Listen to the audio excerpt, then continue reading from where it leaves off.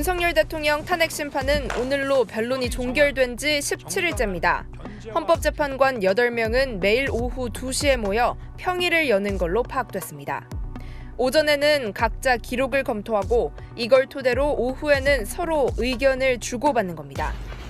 일각에선 다음 주 초반 헌재가 선고기일을 지정하고 2, 3일 뒤 선고기일을 열 거란 관측이 나옵니다.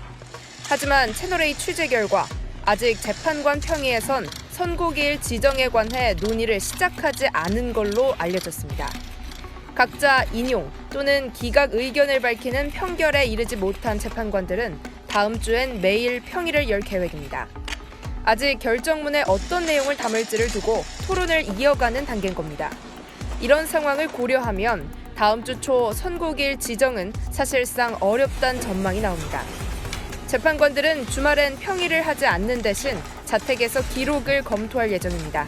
채널A 뉴스 김지윤입니다. 지금 헌법재판관들은 5가지 정도로 정리된 주요 쟁점을 논의하고 있는 것으로 전해집니다. 쟁점 합의가 아직은 안 된 걸로 파악이 되는데요. 이사야 기자의 단독 보도 보시고 헌재 논의 어디까지 와 있는지 아는 기자 이어갑니다. 윤석열 대통령 탄핵 심판의 주요 쟁점은 크게 5가지입니다. 5가지인데 이제 4가지에다가 플러스 이제 뭐 법조인들에 대한 뭐 체포 부분 그 부분까지도 포함해서 그게 이제 일단 소추 의결서에 들어가 있는 내용입니다. 그러니까 요 부분을 가지고 어차피 저희는 심리를 해야 돼요. 채널A 취재 결과 헌법재판관들은 이 주요 쟁점에 관해 아직 합의를 이루지 못한 것으로 전해졌습니다. 비상계엄이 실제 국가비상사태라는 요건을 충족했는지, 계엄포고령이 합법인지가 가장 중요한 쟁점입니다. 계엄군을 투입해 국회계엄 해제 의결을 방해했는지, 영장 없이 선거관리위원회를 압수수색했는지, 법관 체포를 시도했는지도 주요 논의 대상입니다. 아직 쟁점마다 사실관계를 확정하는 단계고, 재판관들이 탄핵 인용이나 기각, 찬반 입장을 공유하진 않은 겁니다. 특히 국회와 윤 대통령 측은 계엄군이 유리창을 깨고 국회 본청 내부로 진입한 걸 두고 국회 봉쇄 의도가 있었는지 다투고 있습니다.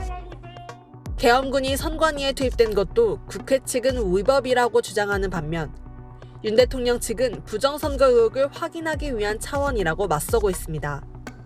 채널A 뉴스 이세아입니다. 아는 기자 법조팀 김지윤 기자 나와 있습니다. 앞서 뭐 정치권이 날짜 예측하는 거 봤죠. 근데 뭐 중요한 건 헌법재판소가 어떠냐는 거죠. 분위기 어떻습니까? 네, 헌재 관계자가 말 그대로 폭풍 전야 같다라고 전할 만큼요. 헌재 내부도 선고가 임박했다는 분위기가 깔린 건 맞아 보입니다. 실제로 평소 주 1회씩 열던 재판관 평의도요. 횟수를 점점 늘리더니 최근 2주 동안 매일 열고 있으니까요. 그런데 내부 기류를 조금 더 취재해봤습니다. 아직 선고 날짜 논의를 꺼낼 단계는 아닌 걸로 파악됐습니다. 지금 평의를 계속 하고 있어요. 근데 이게 단계가 있을 거 아니에요, 지금. 네, 어디까지 맞습니다. 온 거예요? 네, 선고로 이어지는 그 과정을 말씀을 좀 드리면요. 윤 대통령 탄핵 소추 사유 재판관 8명이 쟁점별로 합의를 해야 합니다. 그런 다음에야 선고 날짜를 상의할 수 있는 거고요. 선고 장면을 생중계를 할지 이런 실무적인 것도 이때 가서야 정할 수 있겠죠. 아직 재판관 평의가 쟁점 합의 단계에 머물러 있으니 선고 날짜를 꺼내지 못한 겁니다. 지금 저 위에 있는 이 쟁점 합의는 구체적으로 뭘 하고 있는 겁니까? 네, 헌재 결정문 샘플을 제가 좀 준비를 해봤습니다. 통상 탄핵 결정문에 담기는 내용들이요, 이런 겁니다. 먼저 소추 사유에 해당하는 쟁점을 제목으로 뽑아두고요. 그 뒤엔 기본 사실관계를 적습니다. 비상계엄이 몇 월 며칠, 몇 시에 선포됐는지와 같은 내용들이요. 그리고 나서 헌법이나 법률을 어긴 건지도 판단해 줬거든요. 그걸 토대로 탄핵 사유를 인정할지 각 쟁점에 대해서 결론을 내는 거고요. 이런 과정을 쟁점 개수만큼 반복을 하는 겁니다. 그러니까 결정문에 저렇게 이제 쓸 거다. 이걸 이제 합의하는 거군요. 네, 맞습니다. 그런데 헌재가 판단해야 하는 쟁점이 한두 가지가 아니잖아요. 계엄 포고령이 위법한지, 국회 계엄 해제 방해 의도가 있었는지, 주요 인사 체포 지시를 했는지, 비상계엄을 선포할 만큼 비상 상황이 있었는지, 최소 5가지 쟁점이고요. 재판관들 판단에 따라서 더 늘어날 수도 있거든요. 그러니까 선고일을 지정하지 못하면서 이 막판 심리가 장기화되는 게 아니냐, 이런 분석이 나오고 있는 겁니다. 지금 김 기자 얘기를 듣다 보니까 앞서 정치권이 예상하고 있는 이 다음 주 금요일 21일 선고도 쉽진 않겠는데요? 꼭 그런 것만은 아닙니다. 조금 더 설명을 드리면요. 이 재판관들 오전에는 기록 검토, 오후에는 평의를 하고 저녁쯤 퇴근하고 있는데요. 과거 대통령 탄핵 선고 임박해서는 밤 9시까지도 평의를 이어가는 경우가 있었다고 하더라고요. 다음 주 초 재판관들이 속도를 좀 내서 빠르게 합의를 이뤄간다면 21일 선고도 불가능하지는 않습니다. 근데 마지막으로 좀 궁금한 게 이 왜 선고는 늘 이게 금요일로 이게 지목이 되는 겁니까? 네, 역대 대통령 탄핵 선고요 모두 금요일이었습니다. 이렇다 보니 이번 선고일이 3월 7일, 14일, 21일로 예측이 돼 왔고요. 한 전직 헌법재판관은 또 이렇게 이야기하더라고요. 정치적으로 민감한 사건을 금요일에 선고하는 건 법원의 오랜 관행이라고요. 헌법재판관 8명이 모두 판사 출신이거든요. 아무래도 이 주 초에 선고를 하면 언론의 주목도도 높고 한 주 내내 논쟁이 이어질 수 있어서 금요일을 선호한다는 분석입니다. 21일 선고 예측이 나오는 이유입니다. 다음 주도 뭐 살얼음 판이 있네요. 아는 기자 김지은 기자였습니다. 대통령 탄핵 심판 선고를 앞두고 여야의 여론전이 최고조로 치닫고 있습니다. 여야 모두 내부적으로는 다음 주 금요일 21일 선고 가능성을 높게 보는 분위기입니다. 당장 다음 주 초는 힘들어졌고 큰 변수가 없어 선고가 더 늦춰질 것 같진 않다고요. 자, 그러다 보니 인용이냐 기각이냐 남은 일주일 여야가 최후의 여론전에 돌입한 모양새입니다. 최승현 기자입니다. 여야는 윤석열 대통령의 탄핵 선고 가능성이 가장 높은 날로 다음 주 금요일 21일을 예상하는 분위기입니다.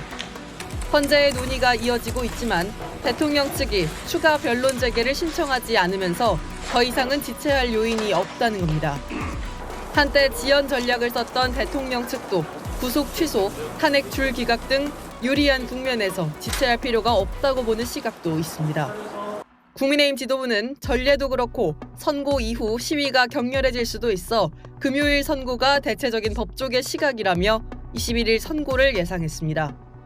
민주당 관계자도 보도자료나 낭독문 등 준비할 물리적 시간이 필요하지 않냐라며 다음 주 중반 이후가 될 것 같다고 내다봤습니다.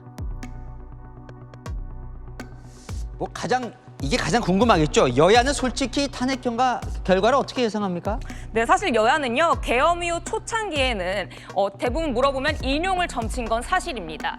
하지만 헌재 변론이 시작되고 대통령 구속 취소, 줄탄핵 기각이 이어지자 기각 혹은 각하를 실제로 예상하는 의원도 적지 않습니다.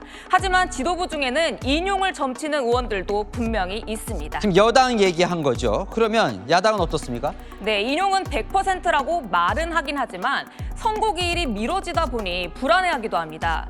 계엄 100일째 곰이 사람 되는 시간 아니냐 이렇게까지 말하더라고요. 늦춰져도 너무 늦춰진다는 거죠. 시간이 가면서 계엄 이슈에 국민이 둔감해지고 있다는 불안감도 있는데요. 인용을 확신하면서도 마음 한켠의 불안감은 처음보다는 분명히 예민해졌습니다. 사실 뭐 다음 주 금요일이라고 확실하게 얘기를 할 수는 없는 거죠, 지금? 네, 사실 여야 정치권도요, 일단 예상을 할 뿐입니다. 양당 지도부가 오히려 역으로 기자들한테 취재를 좀 해달라 이렇게 말하더라고요. 여야는 더 늦춰진다면 그 변수는 재판관 사이에 이견이 발생했을 거라고 보고 있습니다. 국민 통합을 위해 가급적 8대0 만장일치 결론을 내려고 하는데 안 되는 거 아니냐 이런 거죠. 늦어질수록 야당이 좀 더 불안해하는 분위기인 건 사실입니다. 하지만 그 역시 진실은 알 수 없겠죠. 네, 잘 들었습니다. 아는 기자 홍지은 기자였습니다. 윤석열 대통령 탄핵 심판의 선고 일정이 오늘도 발표되지 않으면서 역대 대통령 탄핵 심판 가운데 가장 오래 걸린 사건으로 남게 됐습니다. 과연 언제 선고가 날지 헌법재판소로 바로 가보겠습니다. 자, 김현지 기자. 아무리 빨라도 다음 주 초는 돼야 선고가 나는 거니까 역대 최장 기간을 넘기게 됐어요. 네, 헌재가 오늘도 일정 공지를 하지 않으면서 다음 주로 넘어가는 건 확정이 됐습니다. 주말에는 선고를 하지 않으니 대통령 탄핵 심판 가운데 탄핵 소추부터 선고까지 걸린 기간으로 역대 최장 사건이 됐습니다. 헌재가 윤 대통령 탄핵 심판의 결과를 월요일에 선고하더라도 93일 만인데요. 박근혜 전 대통령의 91일 기록을 깨는 겁니다. 자, 물론 헌재가 직접 언제쯤 선고할 거다 이렇게 밝힌 적은 없긴 하죠. 다만 이 과거의 사례를 기준으로 예상했던 시점보다 좀 늦어졌다는 건데 재판부의 고심이 과거보다 깊어지는 이유는 뭐라고 봐야 할까요? 네, 내용과 절차의 측면을 나눠서 보겠습니다. 우선 노무현 전 대통령 탄핵 당시 헌법을 중대하게 위반할 경우 파면한다는 기준이 만들어졌습니다. 박근혜 전 대통령은 그 기준, 즉 중대한 헌법 위반에 부합해 결국 탄핵이 인용이 됐던 겁니다. 이 기준으로 봤을 때 윤 대통령 사건의 경우 재판관들 이견이 나오기는 어렵다는 게 대체적인 시각입니다. 결국 재판관들이 절차에 대한 정리에 집중하는 것 아니냐는 관측이 나옵니다. 앞서 윤 대통령 측은 변론 도중 여러 차례 심판 절차에 대한 문제를 제기했죠. 재판부는 윤 대통령이 증인들에게 직접 신문하지 못하게 했고요. 개정된 형사소송법을 적용하는 대신 피청구인 측 동의 없이도 피의자인 증인들의 수사기관 진술조서를 탄핵심판 증거로 쓸 수 있다고도 판단했습니다. 절차적 쟁점에 대한 해답을 내놓는 것도 재판부 몫이라 이를 깔끔하게 정리하는 데 시간이 걸릴 수 있다는 겁니다. 자, 그럼 다음 주로 넘어가게 됐는데 언제쯤 선고가 날 거란 예상이 나오고 있습니까? 일단 앞선 두 차례 대통령 탄핵 심판과 다시 비교하지 않을 수 없는데요. 두 차례 모두 금요일 오전에 선고를 했거든요. 다음 주 금요일 21일 가능성이 있습니다. 다만 국론 분열, 혼란의 종식이 시급하다는 국민 여론을 고려하지 않을 수 없다는 관측도 나옵니다. 주 초반 선고 가능성도 있는 겁니다. 다만 18일 화요일에 박성재 법무부 장관 탄핵 심판 변론기일이 잡혀 있어 이날은 피해갈 것으로 보입니다.